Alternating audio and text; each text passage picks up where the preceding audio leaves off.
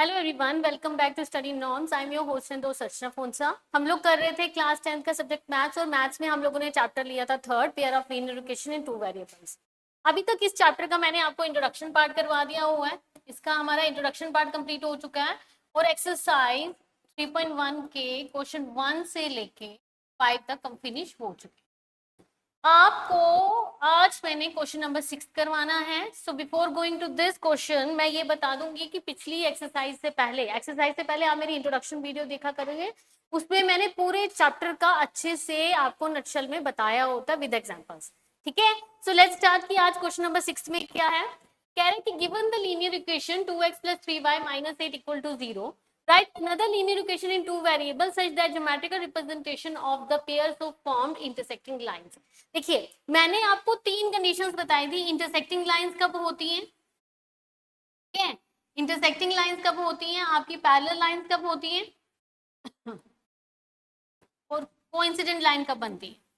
ठीक है, तो उन्होंने बोला इस क्वेश्चन में कि हम लोग आपको एक इक्वेशन दे रहे हैं, दूसरी इक्वेशन आपने किस अकॉर्डिंगली बनानी है कि वो आपकी इंटरसेक्टिंग लाइंस बने।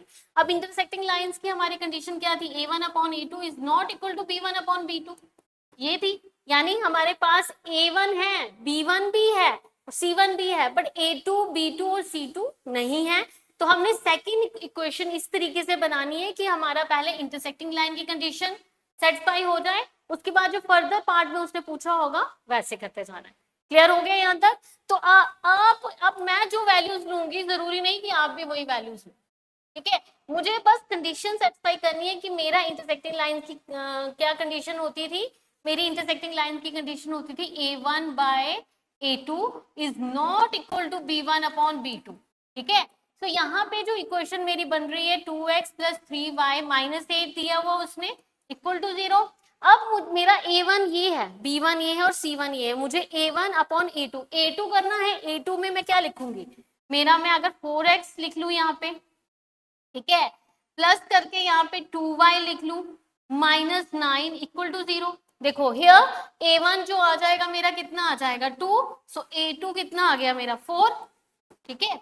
b1 कितना आ जाएगा मेरा 3 और b2 कितना आ जाएगा 2 और c1 कितना आ जाएगा -8 और c2 कितना आ जाएगा -9। अगर मैं कंपेयर करने की कोशिश करूं तो ये जो आ जाता है मेरा 2/4 1/2 के बराबर, यानी 1/2 आ जाएगा, और b1/b2 जो आ जाएगा वो कितना है 3/2। दैट मीन्स कि मेरी ये कंडीशन सेटिस्फाई हो रही है, मेरा a1/a2 is not equal to b1/b2 के बराबर आ रहा है।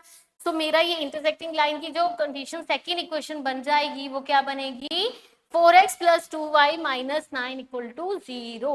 मैंने जो इक्वेशन ली है जरूरी नहीं आप भी वही लो, आपने बस इंटरसेक्टिंग लाइंस की कंडीशन को सेटिस्फाई करना है, दैट्स इट। आप कुछ और ले सकते हो, खुद से कोई कोएफिशिएंट कोई भी ले सकते हो, इसके x का कोएफिशिएंट खुद से ले सकते हो, y का कोएफिशिएंट खुद से ले सकते हो, c1 कुछ और ले सकते हो। क्लियर हो गया। नेक्स्ट पार्ट पे चलते हैं। हमारा नेक्स्ट पार्ट है parallel line. The parallel line की क्या कंडीशन थी मेरी, a1/a2 is equal to b1/b2 is not equal to c1/c2 के बराबर था, ठीक है। और अगर पहली इक्वेशन मैं देखूं तो 2x + 3y - 8 है, ये आ जाएगी 2x + 3y - 8। तो मैं क्या लूंगी 4x + 6y - लेती हूँ इक्वल टू 0 हियर a1 कितना आ जाएगा 2 और a2 कितना आ जाएगा 4, b1 कितना आ जाएगा 3 और b2 कितना आ जाएगा 6। इसी तरह से c1 कितना आ जाएगा -8 और c2 कितना आ जाएगा -10। करिए कंपेयर a1/a2 कितना आ गया 2/4, 2 1 2 2 1/2, ठीक है। उसी तरीके से b1/b2 ये आ जाएगा 3/6, 3 1 3 2 6, यानी 1/2। c1/c2 is equals to -8/-10, minus के साथ माइनस करता 2 4 8, 2 5 10, यानी 4/5। मेरी ये कंडीशन सेटिस्फाई हो गई। मेरा क्या आया, मेरा a1/a2 इक्वल तो आ गया, ये जो है इसके इक्वल आया, but is not equal to c1/c2 के बराबर, is not equal to c1/c2। यानी मेरी जो सेकंड इक्वेशन आ जाएगी इस केस में वो क्या आ जाएगी 4x plus 6y minus 10 equal to 0। ठीक है, अगर आप ये क्वेश्चन यहां तक करते हो ना तो भी आपके लिए सही है, ये मैंने आपको समझाने के लिए लिखा हो। आपने बस पैरेलल लाइन, इंटरसेक्टिंग लाइन और कोइंसिडेंट लाइन की आपने क्वेश्चन को सेटिस्फाई करना है। ठीक है, नेक्स्ट पार्ट देखते हैं। कोइंसिडेंट, कोइंसिडेंट में क्या था, a1 upon a2 is equals to b1 upon b2 is equals to c1 upon c2। तो पहली क्वेश्चन क्या थी, 2x plus 3y minus 8 equal to 0। अब मुझे a1 b1 c1 पता है, तो यहाँ से तीनों अगर इक्वल है तो मैं again 4x plus 6y minus 16 equal to 0 ले लेती हूँ। तो यहाँ पे a1 is equal to 2, a2 कितना आ जाएगा 4, ठीक है, b1 is equal to 3, b2 कितना आ जाएगा 6 और c1 इक्वल टू -8, c2 कितना आ जाएगा -16। तो करिए कंपेयर, क्या आ जाएगा a1 upon a2 is equal to 2 upon 4 which gives us 1/2। ठीक है, b1 upon b2 is equal to 3 upon 6 which gives us again 1/2 and c1 upon c2 is equals to -8 upon -16. So 8 1s are 8 2s are 16, 1/2. So a1 upon a2 is equals to b1 upon b2 is equals to c1 upon c2 के बराबर। ठीक है, so मेरी जो second condition, second equation आ जाएगी pair of linear equation in two variable की, वो आएगी 4x plus 6y minus 16 equal to 0। Clear हो गया यहाँ तक? ये था आपका क्वेश्चन नंबर 6। ठीक है, नेक्स्ट क्वेश्चन है आपका इस एक्सरसाइज का, ध्यान से देखिएगा, बहुत इंपॉर्टेंट क्वेश्चन है एग्जामिनेशन पॉइंट ऑफ व्यू से। Draw the graph of the equation x minus y plus 1 equal to 0 और 3x plus 2y minus 12 equal to 0। आपने इन दो इक्वेशंस का ग्राफ ड्रॉ करना है, इसमें ये मेंशन करा। फिर बोला determine the coordinate of the vertices of the triangle formed by these two lines and the x axis and the shade the triangular region. इन दो इक्वेशंस के ऊपर जब आपका ग्राफ ड्रॉ होगा ना, जब आप, तो कहता है एक्स एक्सिस को मिलके जब भी ये दो लाइनें जो ट्रायंगल बनाएंगी ना, उसको शेड करके उसके कोऑर्डिनेट पॉइंट्स फाइंड आउट करिए। कोऑर्डिनेट पॉइंट्स मतलब ए बी सी जो तीन वर्टिसेस होते हैं ट्रायंगल के, उसके कोऑर्डिनेट पॉइंट्स की बात कर रहा है वो। ठीक है, तो सबसे पहले तो हम लोग इसकी वैल्यूज निकाल लेते हैं भाई। क्या आ जाएंगे, क्या आ जाएगा x minus y plus 1 equal to 0। So put x is equal to 0, x अगर 0 पुट किया मैंने तो 0 minus y plus 1 equal to 0। So minus y is equal to -1, minus के साथ माइनस कटा तो y is equal to 1। Clear? उसी तरह से put x is equal to 1, अगर x की वैल्यू में 1 पुट करूं तो क्या आता है 1 minus y plus 1 equal to 0, minus y plus 2 equal to 0। So minus y is equal to -2, यहाँ आ जाएगा y इज इक्वल टू 2। यानी आपके पास जो वैल्यूज आ जाएंगी एक्स वाई की, वो क्या आ जाएगी, x और y, x 0 है, y 1 है, x 1 है, y 2 है। ठीक है, ये आपकी इस इक्वेशन की आ जाएगी। नेक्स्ट आ जाएगा 3x प्लस 2y माइनस 12। ठीक है, 3x plus 2y minus 12 is equal to 0। यहाँ पे आप लोगों ने क्या करना है, पहले मैं पुट करूंगी, put x is equal to 0 गिन नहीं, यहाँ पे जैसे मैंने यहाँ पे 1 और 2, यहाँ पे 2 कर लेती हूँ मैं। ठीक है, रिपीट नहीं करती, x इज इक्वल टू 3 या 2 पुट कर लिया, 3 2 plus 2y minus 12 equal to 0। क्या आ जाएगा 3 2 6 plus 12y minus 12 is equal to 0। इन दोनों को करेंगे plus minus minus, 12y minus 6 is equal to 0। यहाँ पे आप लोगों का कितना आ जाएगा,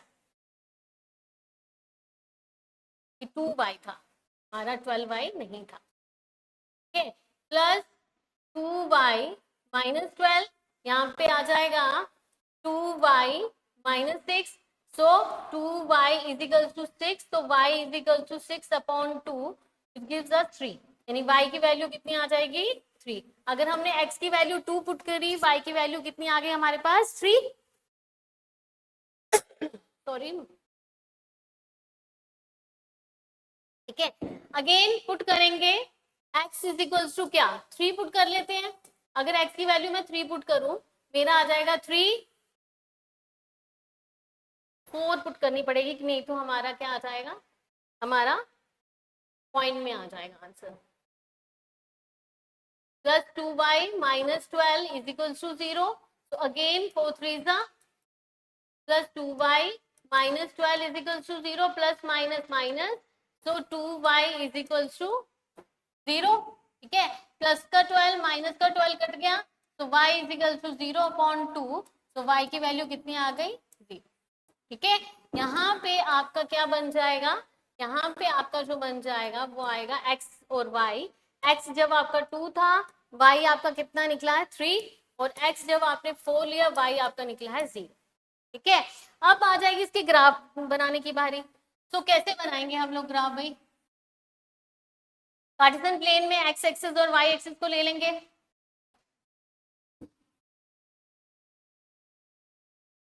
क्या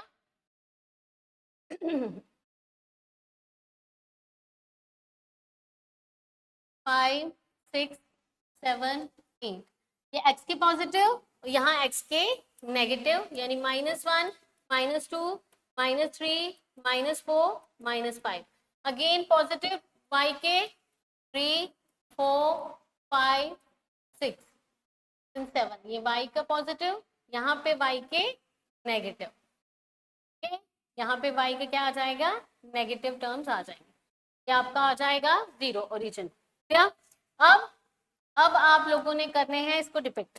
कैसे करेंगे, सबसे पहले वाले का x 0 और y 1, x का 0 और y का 1 यहाँ पे. ठीक है, फिर x1 y2,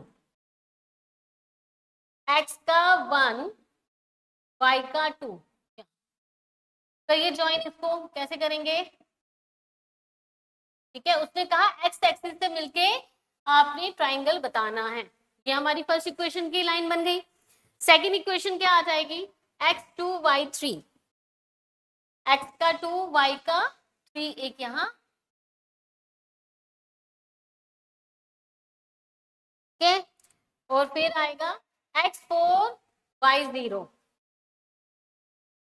x4 y0 एक आ जाएगा यहाँ पे. ठीक है, ये था, दोनों को बनाएंगे, ज्वाइन कर देंगे s. अब उसने बोला था कि दोनों लाइंस को साथ जब इंटरसेक्ट हो रहा है तो एक वो ट्राइंगल फॉर्म करेगा. हमारा ट्राइंगल कौन सा बन रहा है, हमारा ट्राइंगल बन रहा है ये वाला, दिस वन. ठीक है, उसको उसने शेड करने के लिए कहा हुआ है हमें. ठीक है, और इसके साथ बोला हुआ है कि आपने इसके कोऑर्डिनेट पॉइंट्स फाइंड आउट करने हैं. इसके कोऑर्डिनेट पॉइंट्स फाइंड आउट करने हैं. सो सपोज ये आपका A है, ये B है और ये C है. ये सपोज कर लो आप कि ये A B और C आ जाएगा. अब A के कोऑर्डिनेट पॉइंट्स क्या बन रहे हैं, यहाँ पे 3 और यहाँ से 2, यानी x एक्सिस का 2 और y एक्सिस का 3.